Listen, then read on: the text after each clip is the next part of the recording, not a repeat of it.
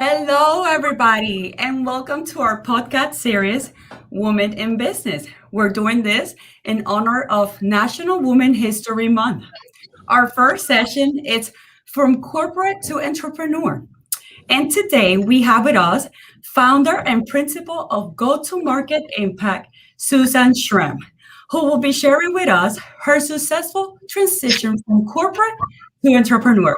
Welcome, Susan, and thank you for accepting this invitation. Oh, thanks so much. For this podcast, we will be it will be led by our president and CEO, Ana Maria Lally. Hello, Ana Maria. Thank you so much, Maris. It's incredible how this year is going and how we have so many success stories already from our podcast. So we hope that today will be another one of a kind. Well, thank you, Susan. We are friends and colleagues and admirers of each other in the professional careers for all the accomplishments for several years. We both are part of the incredible international organization, the Nehemiah Group. You sit on the board of directors. So thank you for all what you have done for them and for all of us who are engaged with it. I want to mention that you were not just coming from corporate, but then you also were board member of very important and significant corporations that we know, like the Telecommunication Industry Association, like the Alliance for Telecommunication Industry, also the well-known YMCA, and obviously the Nehemiah Project International Ministry. You also were a senior executive for corporations like IBM, like Nokia, like Siemens. So who will not know that you have an experience in corporate? First questions to you is what made you to come from corporate to become an entrepreneur 4 years ago? Well, thank you. And what fun it is to tell that story. First of all, happy International Women's Day week, year. I feel like every time we acknowledge the impact women have made, it's always shocking to feel like it's a surprise because the economy wouldn't work without it. But I'm privileged to be having had a very, very solid career in the corporate world. But it was interesting. A lot of the time, my job in all those companies was responsible for launching new offerings, new programs, and new companies. Wow. We introduced a lot of cool stuff, and I used a lot of geeky, techie words. but it's a challenging industry. Technology is a quite hectic industry and very unpredictable.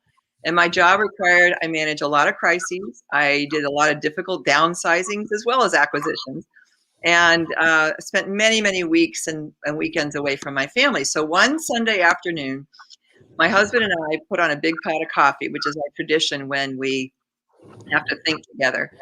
And he said, "Tell me something. What do you like the most about what you do?" And I realized that I was in my zone when I was working with leaders with really big ideas to make the world better, but they needed help making it a reality. So more than the technology, I like the people side of tech. And so that's why I launched my own consultancy to do that. My firm equips leaders who are launching new strategies to be able to get results faster. And we do that by helping them optimize go-to-market risk and help them avoid making common mistakes. Wow. I am going to ask a question, Susan, then I know the answer already, but the audience doesn't. How is it going for you as an entrepreneur? Oh, well, it's been a journey. It's been a journey. And for all those entrepreneurs that my dad, by the way, was an entrepreneur, and my grandparents were both had shops. And so I know the challenges of it. What I guess I didn't expect was how much you have to just with a job, you sort of expect the job to be there each day. You wake up, but with creating a brand new business, there's nothing already there. So it's a big white board that you get to create, which is fun, but it's also can create its own stress. But anyway, I've had the opportunity in the last 4 years to work with businesses, nonprofits, government leaders, libraries, business incubators, and we're doing a lot of different things. In all cases, they're launching something new. And I'm working on improving things like smart cities, public safety, cybersecurity, healthcare, education. The theme, I think the common theme is they're building strong communities. And it's been the leaders are inspiring to me. And I feel like my role is really to be just a force multiplier to help them accomplish what they really have as gifts that they can make a difference. And that's what we had known you for. You have definitely make a difference. Now, any challenges, or it has been a color, a pink color? Everything is roses. Oh yeah, right. And if that was the case, I shouldn't be on this. I think everybody should say, "Here's my scars. What's yours?" And I think the more I spend time with entrepreneurs, the more humbled I am at the tenacity of a successful founder like yourself, who has a vision and then recognizes it's not a straight line. There's a lot of tapping of the sailboat. I think for me as a person, human, life balance was always a challenge, even in corporate life. But I think as an entrepreneur, it's a little trickier because you have all this flexibility to be your own boss, but you also have urgency to make your business real. So you have to prioritize your aspirations. And I had to learn within about a year, I just had to start hiring good people to help me do things I don't do well instead of trying to do everything myself. Well, it's interesting that you say that. I was invited by the West Palm Beach school counseling today to sit in a panel. And one of the things was about how the technology impacted the small businesses who were not accustomed to. And I mentioned to the panelists and I mentioned to the moderator, you probably are doing that question to me because of my gray hair. Because one of the things that I needed to do myself was to have an innovation in thinking. And I think that's what the most important for entrepreneurs. We need to innovate. If I was by myself, I would be still just with my paper and my pencil. But I would not have survived 31 years if I had not allowed myself to collaborate and to receive the input from people like yourself and the millennials also who know the IT and bring us to a completely different level. So I appreciate you're saying collaboration is very significant. Yeah, absolutely. And humility. Oh, absolutely. Especially in these times. I think that COVID-19 humbled all of us. Yeah. Because it took the power, the control out of us. Yeah. Created an environment of uncertainty, created an environment of changes that were not predicted. And we are still flavoring that. For sure. My question to you is, what has helped you to succeed in dealing in this uncertainty and help others be successful?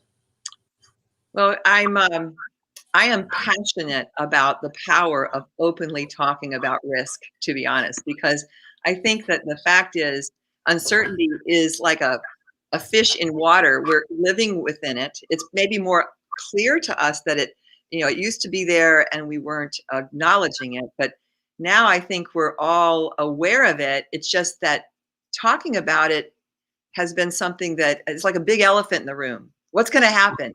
And a lot of leaders often don't want to talk about it. But I remember one day I was summoned into a packed company cafeteria, and we'd all just heard that our company was going to be acquired. And a shy-looking chief financial officer from the acquiring company stood up and said, "Now, many of you are concerned about what's going to happen next, not just for the company, but for you personally. And I get it. And here's what you need to know. Number one, if we don't make changes around here, there's a very big risk we're not going to be in business in a couple years. And number two, to turn this around, we're going to have to be really honest with each other and come up with a lot of good ideas and implement some of them as best as we can based on what we know at the time. And then we're going to have to get good at adapting quickly because stuff's going to change. Well, that message just rocked me because it was the first time I'd heard a senior leader talk that frankly and openly about risk. And I found that the result is people calmed down. They felt more confident that we were going to go somewhere. We weren't just going to be all by ourselves, frightened. So that's when I knew I was onto something. And that's now what I do for myself. I'm much more overt about acknowledging what it is that I'm concerned about. What are the risks that might hit? And I do that for clients. I help my clients systematically identify the risks to their strategy, align people to take action together, and truly be more credible when they want people to support them and fund them. And then that moves to helping people more confidently move forward despite the uncertainty. I think, Susan, this is a great time for you to share with us how your wonderful de-risk system works and what you can do for people like corporations, people like institutions, nonprofit, and also for people in our own industry, which is the supplier diversity. Well, thank you for asking. What I found I did after several years of consulting, I found that what I was using was a framework. I just hadn't named it. So I took a lot of the things that I've done over 3 decades and in my consulting to help people have a framework for systematically de-risking a big idea. And a big idea could be a new product, a new program, a new company, a new brand. In some cases, I actually found a guy I'm working with is helping people change careers. And I'm working with him to help him use the same system for people who are shifting their careers to a new direction. Anyway, so what I do is I help them walk through the very basics of their strategy, identify not only the risks that are for concerns of things they might lose, but also the risks of missed opportunities. So many times you think you're going to go in a straight direction. By the way, especially technology people, they think about everything very, very like a straight line, when in fact you're going to have uncertainty. And if you're not open to unexpected windows of opportunity as the market changes or as regulation changes, then you're going to miss those opportunities for growth as well. So I systematically help them define it, and then we put in place a model for how they can manage that themselves.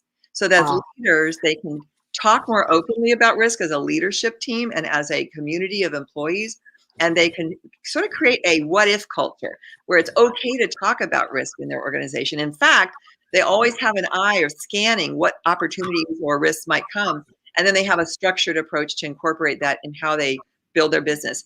That then allows them to go to funders really crisp on what it is I need to do, and I've systematically identified my risk, and here's what we need to do for funding.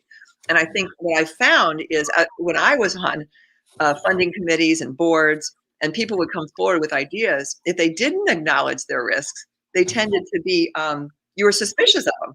You're like, oh, what? You don't have any risks? You got it all covered? So what this does is it very quickly allows someone who has a vision and a potential to say, here's the potential, here's what we're doing, but I've identified these 3 risks, and here's my model for managing risk.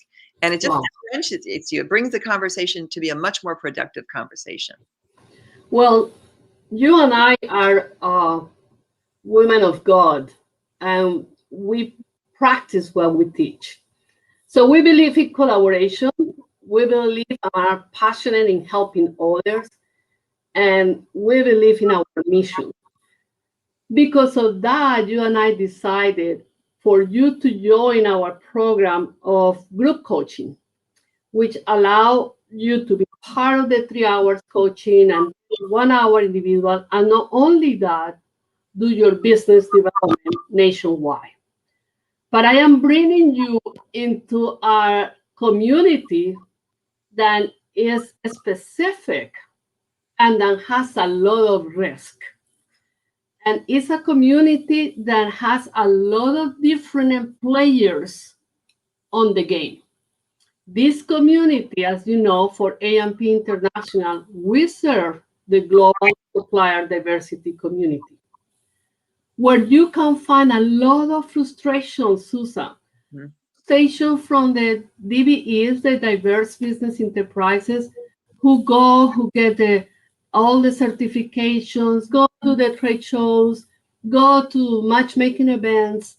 But when it's time to connect with the senior leadership or with the procurement of the corporations, they don't find that backing up. But when you reach out to our large corporations, like you used to, and I know that you are going to share with us your experience from the corporate perspective, what was your frustration with the diverse suppliers? Many of them are not equipped, not even to work for the corporations. Another element that is very interesting and concerning, and that I am fascinated with your program, is the alignment. Because many times senior leadership has no clue what the diverse person or the procurement are doing. But they're trying to encourage more and more and drive the development of the diversity initiative, but they don't know how it will be.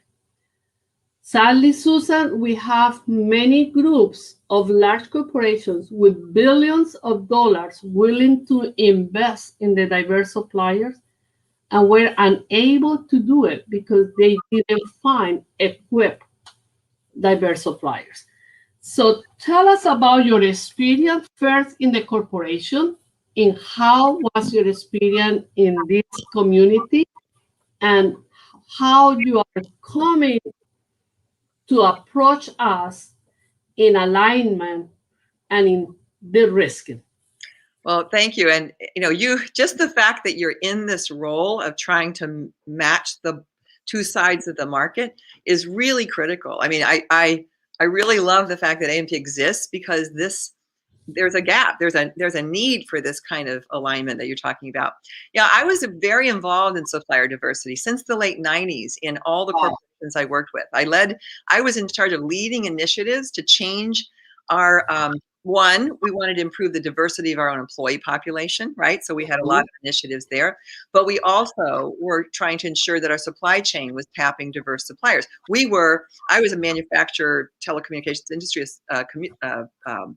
hardware and software, and we sold to large carriers who had diversity objectives. We had diversity objectives, and so we were like in the middle of a supply chain trying to get our suppliers to be diverse, and then us to have diverse, to be able to articulate it to the larger company. So I know that role of alignment is hard. What I learned over time, though, to be honest, is that checking the box failed. It wasn't sustainable. Like in the early days of these programs, we did a lot of just like go out and see what kind of revenues could we place with these folks. But what happened is the math didn't work. It was clunky. The value add of each step was not clear. And so over time, people got frustrated, both on the corporate side and on the supplier side. We would actually cause harm to the small company, and the large companies, staffs, as you say, the finance people were like, what are you trying to do? If this is going to be more expensive for us to do it with a diverse supplier, why are we doing this? Right. So, and we hadn't quantified it either. We didn't know what we were talking about. So what I learned is that sustaining supplier diversity as sort of a how we do it here requires a very well-defined value add at every step and a win-win for both sides. Now, absolutely, sometimes on the corporate side, that meant we had to completely rethink our business processes. And we did it. Many of the companies I was with, we did it from a quality perspective. How could we improve our quality? So the goal wasn't diversity, it was quality, and the diverse suppliers helped us accomplish it. So then we were on the same page in terms of what we were trying to achieve. It also meant smaller companies had to invest themselves and adhere to new processes, and that was hard.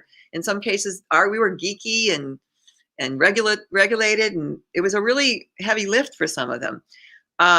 But anyway, so if we can get both sides understanding where we're going, it also built two-way trust, because there's no way anybody was going to do this for a short-term win, right? It had to be, you were getting involved on both.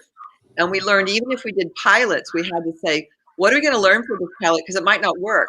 And plan from the beginning that we would adapt, which was not like it failed. It was, okay, what did we learn? Anyway, I agree, though, that this idea that the frustration level is high, and my learning is the de-risking conversation set up front on both sides, either individually with what's the risk of a supplier program, and how inside a company can we get alignment, and then what's the risk with the diverse supplier going after a deal. If that's understood, then there's this next step: is what's the risk of that alliance? And all three of them are worthy of this openness, this frank conversation, which sometimes isn't held. What I see is that you are bringing senior leadership, CEOs, from the unknown to a certain path in how they are going to this new initiative. Yeah. I see is that you bring peace of mind on those change makers, that you are telling them, don't worry, you can have this new initiative, you can have this new program, and because you are taking the time to review the risk in advance, once you launch it, you are going to have a very high percentage of success. You plan and you align those to bring value to everybody. I think that what you were missing and what is still is being missed, and that's what I want in our collaboration when we go to the corporations that are hiring us or the diverse suppliers who are hiring us, Susan, that we can give them what they don't have, which is resilience. Talk a little more about that. Yeah, resilience. It's a really powerful word, and resilience. I think if we learned anything in 2020, it's that we need to be resilient as individuals when we get hit from the bow from things we didn't expect. But our global supply chain is not resilient, right? And it's been hard, and it's still bouncing back, right? And so we need, large corporations and small ones need to have a supply chain that is able to withstand surprises, ups and downs in the marketplace. And I think just being like, so a lot of this risk is in people's heads. They think about it, they worry about it. It creates sabotage in their heads about things they worry about. But just speaking it out loud and getting clear on what are the risks that we have and how are we going to mitigate that, and how do we have a model for talking about it, can help. So both sides need to think about resilience. The large corporations and government agencies, they want to know that their supply chain, including diverse suppliers, can withstand risk if there's surprises to component availability, to regulatory changes, whatever those risks are. And obviously compliance to disciplines and procedures and stuff. But the diverse business needs to be able to scale, and they want to deliver on their promise. And many times, and I know in your coaching, the question that you pose is this, what risk can you withstand and handle? Like, be careful if you dance with elephants, because they can step on you, right? So I'm truthfully very excited to be teaming with you and your team to help leaders proactively think about this. I think that your program tends to be very holistic in terms of how do you drive a business strategy that is not just for today, but actually has a sustainability and a resilience to it. So I think that de-risking really will complement that well. And I think that what you're doing, you assess, you coach, you equip, and you do that not only for the diverse provider, the supplier, but you also turn to the people who are buying for them, saying, hey guys, let's make sure your supplier diversity program is resilient. And so I think we have a lot of opportunities to learn from each other, and I know I'm going to learn best practices, so I'm looking forward to it.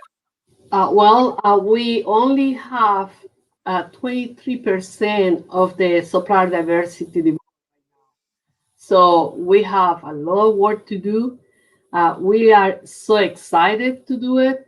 We are looking forward to partnering with more corporations and more government agencies, as well as with diverse suppliers, so they can truly thrive through their diversity certification and to their entity so they can do what they know best, which is their own trade, and we can help them to do what we know best, which is coach them and training and develop their business and communicating both ways. I think that we are in the time. I don't know if we have any questions on the chat or anything that Maris, you are here to close it up. So Wow, thank you, ladies. What a great conversation. Thank you, Susan, for bringing that energy to the room and your insights. Very motivational. Before we leave, I want to thank our audience, and also don't forget to joining us on our next session. It's going to be on March 24th on a Wednesday. And before we leave, I'm going to share our next upcoming training, the DISC. Small video. I hope you enjoy it. So thank you so much. thank you. Have you ever thought to yourself, I wish I could understand why that person acts, speaks, and thinks the way they do? How about the reason you act, speak, and think the way you do? What if I told you we could help? What if I told you we could teach you to take that understanding and put it to good use to best communicate and comprehend the people around you? This is the Engaging Diversity with DISC training, an all-inclusive approach to providing you the ability to reduce conflict in your workplace, to build teams that produce results quicker and more effectively, and learn to properly work and collaborate with others so you get the results you want. The DISC model of human behavior equips individuals in their professional and personal lives to understand why people do what they do, feel the way they feel, and act the way they act. This specific training will empower you in how to relate to coworkers and clients from other cultures, increasing your productivity, sales, and ROI. Along with this training, you will receive a personal assessment, handouts, and course book. This program launches on Friday, March 12th, and will continue weekly until April 9th, 2021. This program is a live virtual training that is recorded, so if you can't make it, you can watch it later at your leisure. Go ahead and get ready for the training that will help you communicate, collaborate, and lead people more effectively than ever before. See you there.